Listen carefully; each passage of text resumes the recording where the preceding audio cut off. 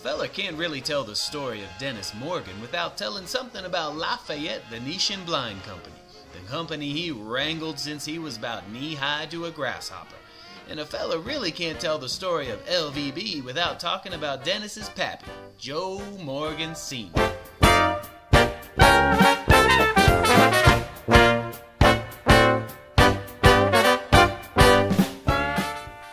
Joe Morgan Sr. began his story back in the 1920s in the state of Missouri.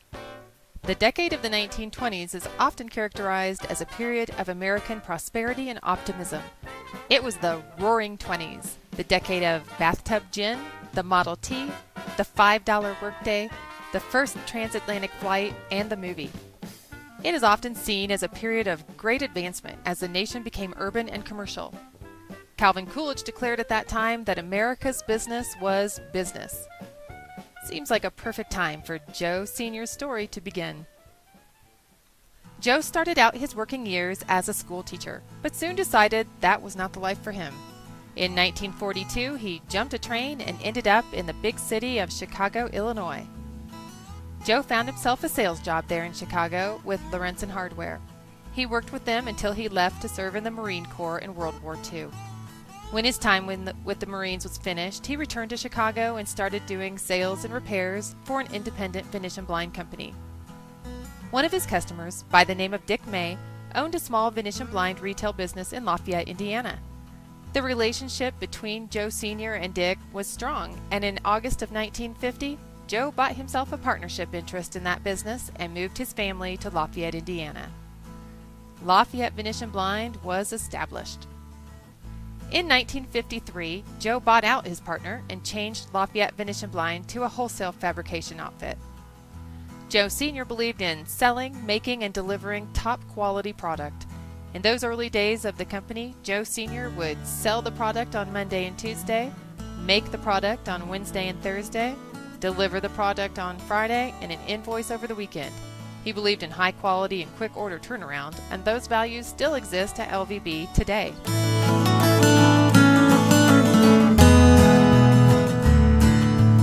Well, that's how the whole shebang got started.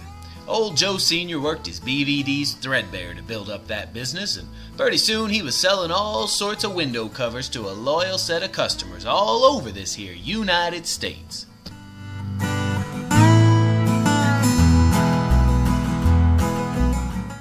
Over the years, new supplies and products were added to the LVB product line, and their workforce grew. By the 1980s, Lafayette Venetian Blind and the window treatment industry as a whole experienced tremendous growth and change. New products were successfully introduced: wood blinds, micro blinds, pleated shades, and existing products such as vertical blinds became very popular. The window treatment industry became very much a fashion industry, and Lafayette responded quickly to the new opportunities and challenges.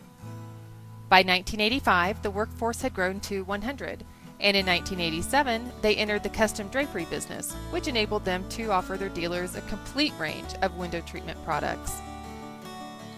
Very sadly, as this decade of tremendous growth and accomplishment closed, Joe Morgan Sr. passed away in 1989. But his legacy lives on. Joe's two sons, Dennis and Joe Jr., and his daughter Toni, continue running a successful business guided by their father's philosophy of taking care of the customer first. In the 1990s, the company introduced custom wood shutters and wood Venetians, which incorporated many of their own highly innovative and popular patented designs and set new standards in the industry. In 1991, ground was broken on what was to become a new 200,000 square foot facility, which opened in 1992.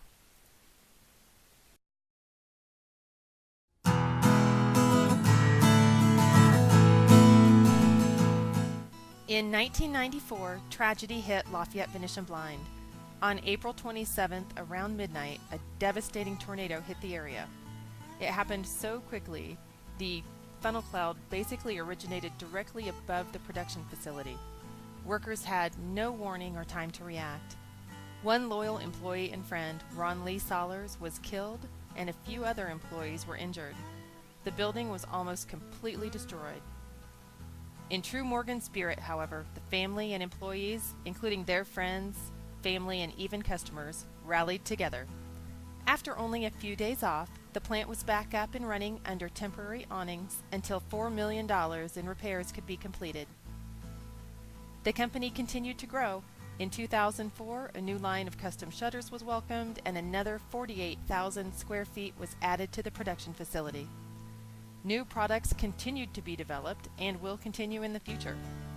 Looking forward to the coming years, LVB plans to continue producing the ultimate window covering solutions as Joe Sr.'s legacy continues to live on.